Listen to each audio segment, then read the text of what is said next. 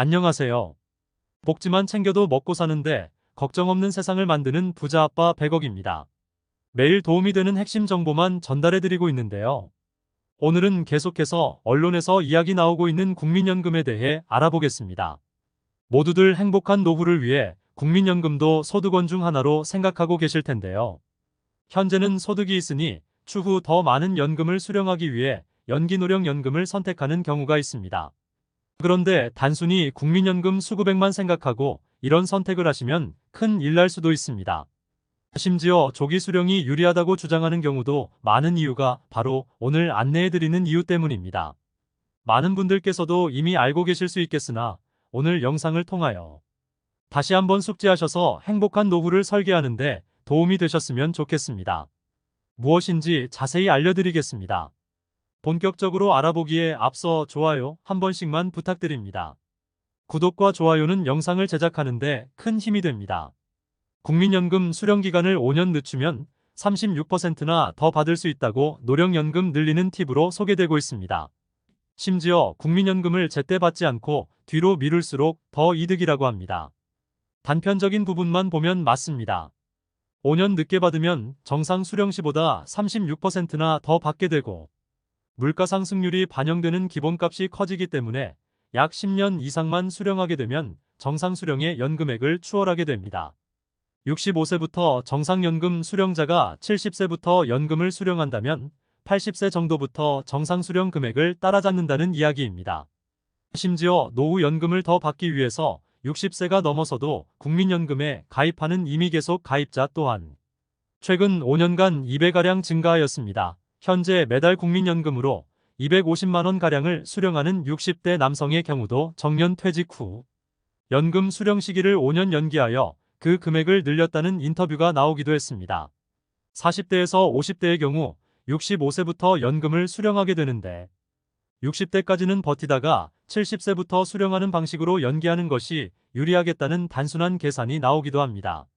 그래서 100세 시대를 살아야 하는 40대와 50대에겐 합리적인 선택으로 보여집니다.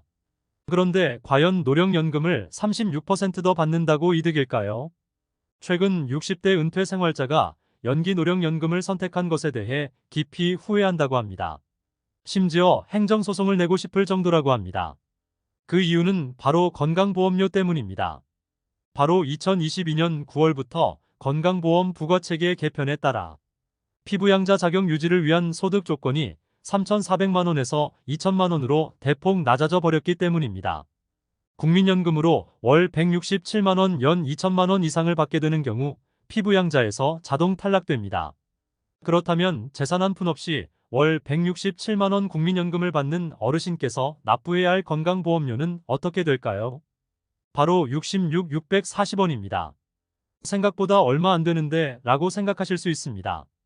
그런데 바로 거주하는 공간인 집에 대한 부분도 생각해야 합니다. 연금소득 2천만원에 과세표준 4억원짜리 집 하나만 있는 경우 보험료는 어떻게 될까요? 바로 238, 500원까지 급증하게 됩니다.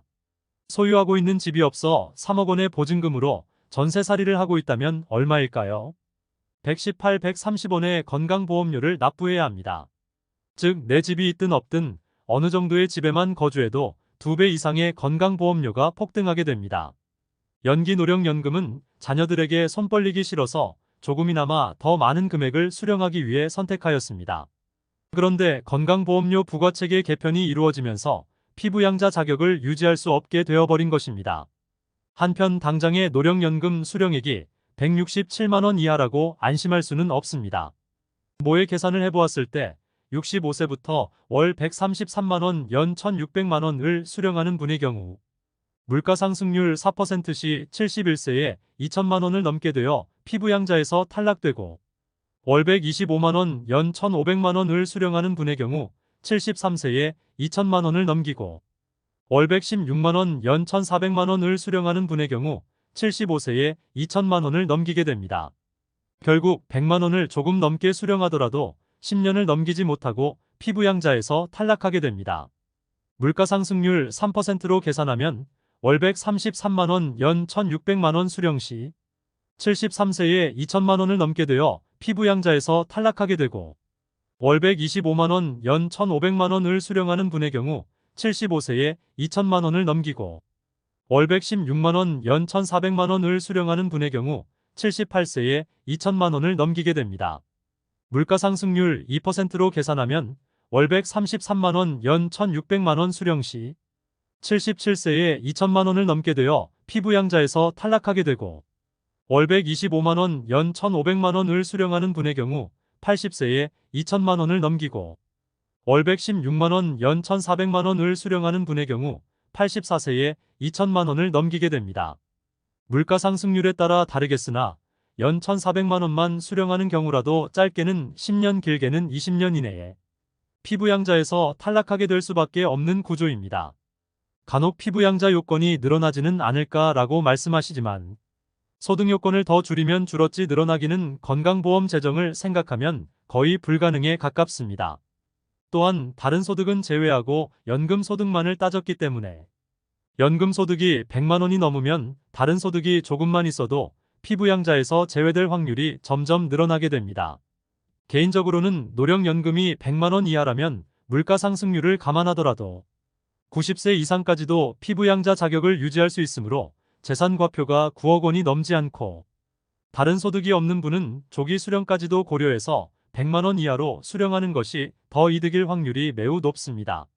다만 소득이 어느 정도 있는 분이거나 재산과표가 초과하여 어차피 건강보험료를 납부하여야 하는 분의 경우는 건강보험료 평가액 중 연금소득만 50% 증가하고 건강보험료는 과표나 소득이 올라갈수록 증가하는 비율 자체는 적기 때문에 연기 수령하는 것이 유리할 수도 있습니다.